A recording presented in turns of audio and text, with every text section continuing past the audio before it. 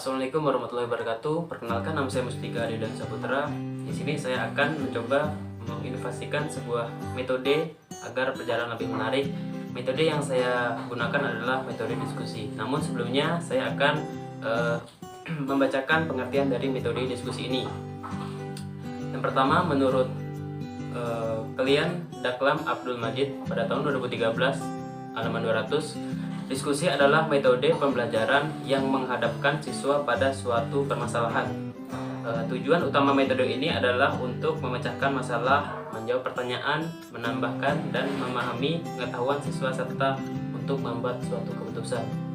Menurut para ahli lainnya adalah diskusi adalah suatu kegiatan kelompok untuk memecahkan suatu masalah dengan maksud untuk mendapatkan pengertian bersama yang lebih jelas dan lebih teliti tentang sesuatu, atau tidak merampungkan keputusan bersama.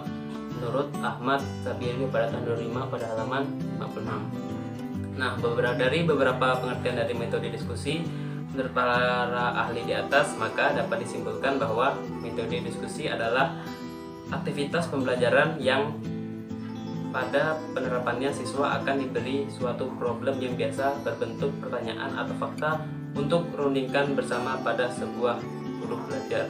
Nah, adapun kelebihan dan kekurangan dari metode diskusi ini, yang pertama adalah kelebihan metode diskusi. Yang pertama itu meningkatkan perilaku toleransi dan menerima pemikiran orang lain.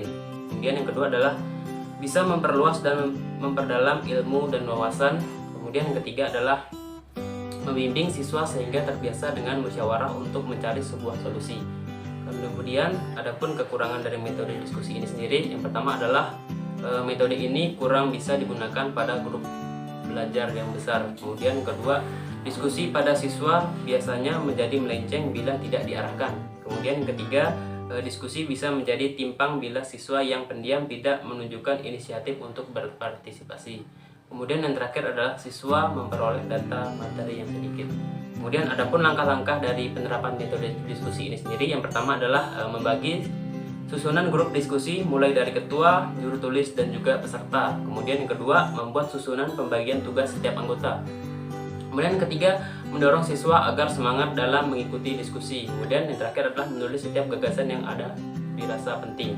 Kemudian adapun masalah yang ditemukan dalam penerapan metode diskusi ini sendiri adalah, yang pertama, belum tentu semua siswa terlibat aktif dalam kegiatan diskusi kelompok. Kemudian kedua, siswa masih mengalami kesulitan mengemukakan pendapat dan memberikan tanggapan terhadap pendapat teman sekelasnya. Nah, berdasarkan permasalahan yang ditemukan, saya mencoba melaksanakan inovasi metode diskusi kelompok yang benar-benar dapat menciptakan suasana pembelajaran yang aktif, kreatif, efektif dan juga menyenangkan. Nah, di sini konsep untuk memecahkan sebuah masalah ataupun inovasi yang saya gunakan ialah inovasi metode diskusi kelompok yang diharapkan dapat menciptakan suasana pembelajaran yang aktif, kreatif, efektif, yaitu metode model kepala bernomor. Adapun langkah-langkah dari metode diskusi kelompok model kepala bernomor, yang pertama adalah siswa mendengarkan pembacaan cerpen yang berjudul Penangkap Kelinci dan mencatat hal-hal yang penting yang berkaitan dengan tokoh dan juga latar.